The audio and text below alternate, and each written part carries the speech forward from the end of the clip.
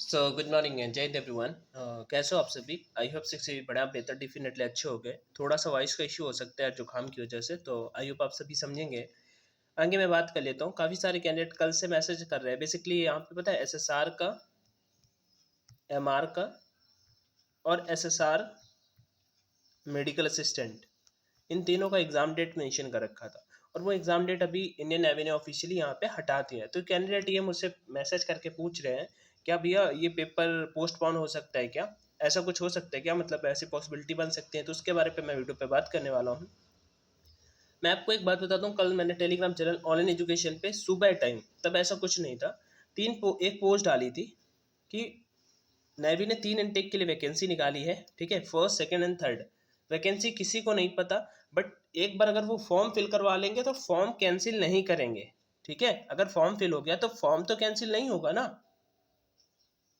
तो form cancel नहीं होंगे, उसी में वैकेंसी इंक्रीमेंट हो सकता है। मतलब जिन कैंडिडेट ने, जितने भी कैंडिडेट, काफ़ी सारे कैंडिडेट ने एसएसआर मेडिकल असिस्टेंट और ये सब मिला के 7-8 लाख कैंडिडेट अलग कॉमन होंगे, काफ़ी सारे, तो मतलब 5-6 लाख कैंडिडेट ने फिर भी फॉर्म को फिल किया है, तीनों का अलग अलग। तो मैंने कैंडिडेट को ये बताया था कि भाई वहाँ पे जो पेपर होगा, पेपर के बाद ये सारे के सारे एलिजिबल कैंडिडेट हैं, तो अगर नेवी को और भी कैंडिडेट कभी बुलाने पड़े, ठीक है, नीड पड़ी, तो वो इन्हीं कैंडिडेट में वैकेंसी को ज़्यादा कर देंगे। इस वजह से मैंने बोला था कि जो लास्ट के 10 to 12 डेज हैं वो अच्छे से मन लगा के पढ़ लीजिए।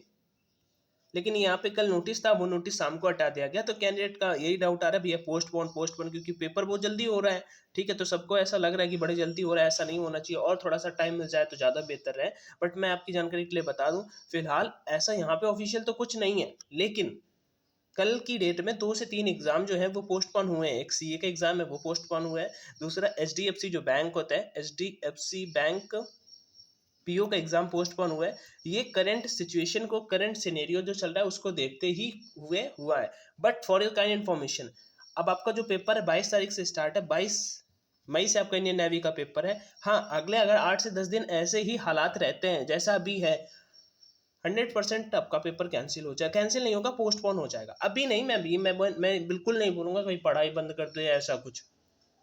मैंने पहले वाली चीज़ इस वजह से समझाई आपको, इस वजह से समझाया कि पढ़ाई आप कंटिन्यू रखो, आपका जो नंबर है वो पहले आ जाएगा तो ज़्यादा बेहतर होगा। बट अगर जैसा अभी सिचुएशन, ऐसा सिचुएशन लगातार रहा, मतलब एक पॉसिबिलिटी है, तो फिर हो सकता है कि कुछ दिनों के लिए पेपर को पोस्टपोन कर दिया जाए।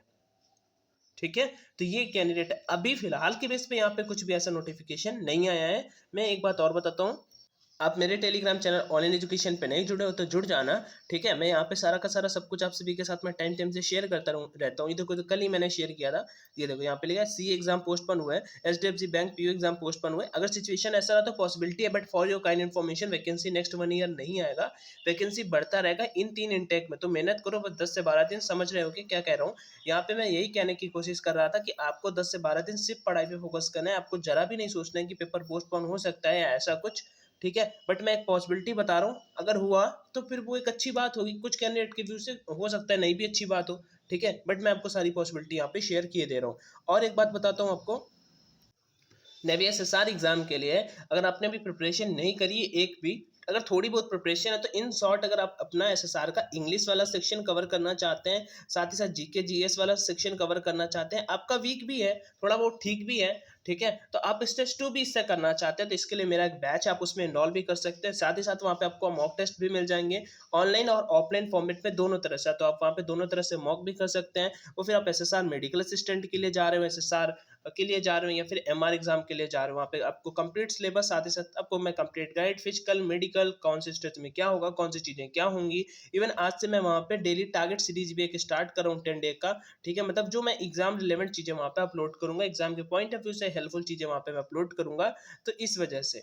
ठीक है, तो आप उसमें अगर इनरोल करना चाहें तो मुझे टेलीग्राम पे मैसेज कर सकते हैं @anshu-singh2 पे, इस आईडी पे मुझे मैसेज कर सकते हैं। बैच का फीस 300 रुपीज़ है, जो मुझे लगता है ज़्यादा नहीं है। इतने का तो आपको केवल मॉक टेस्ट ही मिलेगा, उसी में आपको mock test, class, PDF, science, math सब कुछ मिल जाएगा, नथिंग टू वरी। कोई डाउट या क्वेरी है, ये व्हाट्सएप पे मत करना यार, ये तो कब का बंद हो गया। ठीक है, फीस भी यहाँ पे 349 मैंने लिखा है, अभी इसका मैंने 300 ही कर दिया ये। और उसके साथ ही साथ यहाँ पे कोई पेमेंट करके मुझे उस आईडी पे भेज सकता है। ये तो इस बैच के बारे पे हो गया, आगे बढ़ता है।